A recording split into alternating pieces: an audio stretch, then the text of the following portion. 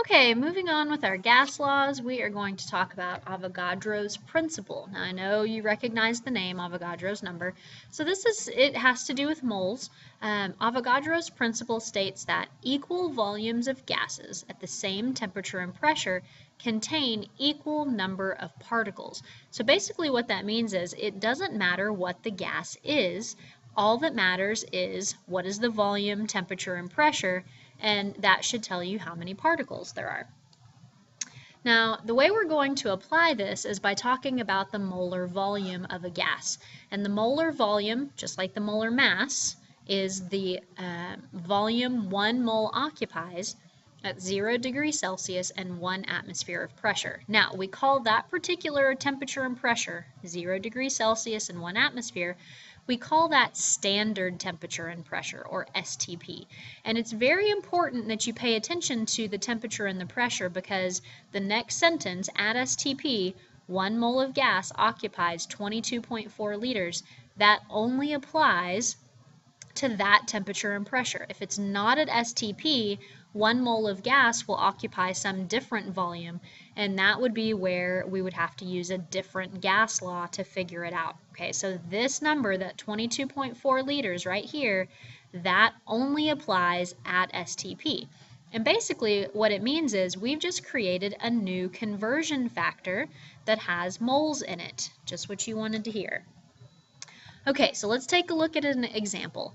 The main component of natural gas used for home heating and cooking is methane, which is CH4. Calculate the volume that 2 kilograms of methane gas will occupy at STP. Okay, so we are going to use our new conversion factor to work this problem. Let's see if I can. Here we go. All right, so because we have a conversion factor, we're going to start with what we know, just like any other conversion. So 2.00 kilograms over 1. Okay, now the conversion factor we have says that 1 mole occupies 22.4 liters. Or, of course, we could flip it over. 22.4 liters is equal to 1 mole. And because it's at STP, we can use that number. Okay. Now, we have kilograms. We don't have moles to try to find the volume. So how can we get from kilograms to moles? Well, we don't know how to get from kilograms to moles. We know how to get from grams to moles. So that means we need to get to grams. So what do we know about a kilogram? It is equal to 1,000 grams. So we can cancel our kilograms. Now we can get to moles using the molar mass of methane, CH4.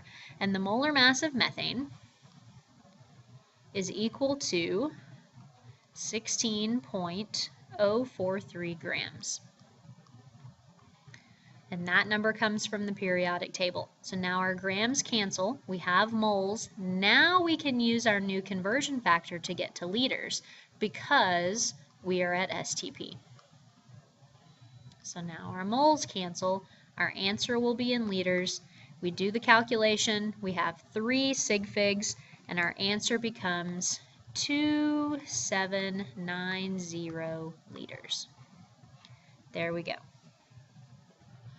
Okay, we have one more gas law to deal with, and it's called the ideal gas law. And when we talk about ideal gases, basically that means they follow the kinetic molecular theory. So they're far apart, they don't have any attractive or repulsive forces on each other. Now, in our ideal gas law, we are going to have a gas constant as part of the formula. And our gas constant will be represented by R, and R has a value of 0.0821 liters times atmospheres divided by moles times Kelvin. Now, this pressure unit is going to determine the value of R that we use. So if the pressure is in different units, there's a different value for R, and those numbers are on the next slide. So let's look at the actual ideal gas law. Okay, so instead of the other gas laws where we were looking at changes in pressure, volume, and temperature, the ideal gas law looks at just one set of conditions, and it wants to know the pressure, the volume, the temperature, and now the amount of moles of the gas in one specific setting. So nothing is changing. There's just one of every different variable in the ideal gas law. And here it is. The ideal gas law, PV equals nRT. So P is pressure in atmospheres, V, volume in liters, N, number of moles, R is the gas constant, and we saw that gas constant up here, and then T is the temperature, and it has to be in Kelvin. So if we know one of the four variables, if we know three of the four variables, we can solve for the other one. Okay, so let's take a look at our values of R.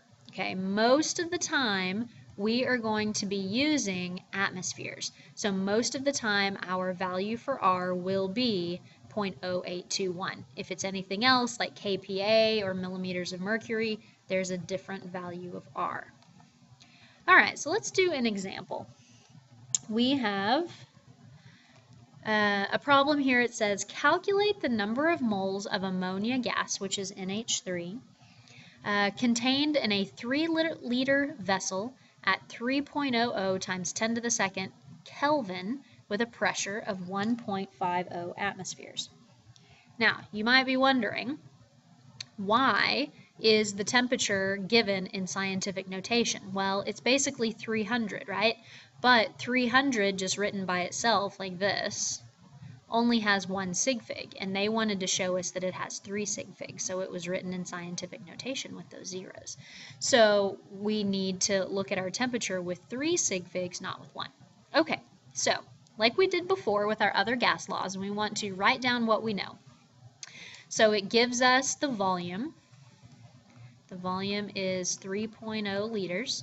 It gives us the temperature, 3.00 times 10 to the second. It's already in Kelvin, so we don't have to worry about that. It gives us the pressure, 1.50 atmospheres. And because we have atmospheres, we know that R is 0.0821. And the question says calculate the number of moles. So the N is what we're trying to find. How many moles? So our gas law, PV equals nRT. Okay, so let's substitute in what we know. We know the pressure, 1.50 atmospheres. We know the volume, 3.0 liters. N is what we're trying to find. R is 0.0821. And temperature, 3.00 times 10 to the second. Okay, so algebra, solve for N, and when we look at our sig figs, this is 3, this is only 2. So because our liters have 2 sig figs, our number of moles will only have 2 sig figs. And when we divide, we should get 0.18 moles. There you go. Okay, so because we're dealing with moles in the ideal gas law, we can also talk about things related to moles, like mass and density. And when we look at the N and PV equals nRT, instead of using moles, we could substitute in the way we get moles, which is to divide mass by molar mass. So if we were to substitute in mass divided by molar mass instead of moles and rearrange, this formula right here tells us how to find the molar mass of a gas. We would take the mass of the gas times the constant times the temperature divided by pressure volume. So the capital M right here is molar mass. This is the formula we would use to calculate the molar mass of a gas that we didn't know. Obviously, if you know what the gas is, you can look at the periodic table. Now, we can also rearrange and figure out the density of a gas. Density is mass over volume. So if we were to take the mass and the volume from our previous formula and substitute in density, like we have here, okay, then what that leaves us with, if we rearrange, density of a gas is molar mass times pressure divided by R times temperature. Okay, so you have two different variations on the ideal gas law that you could use to solve for the molar mass of some unknown gas or the density of a gas.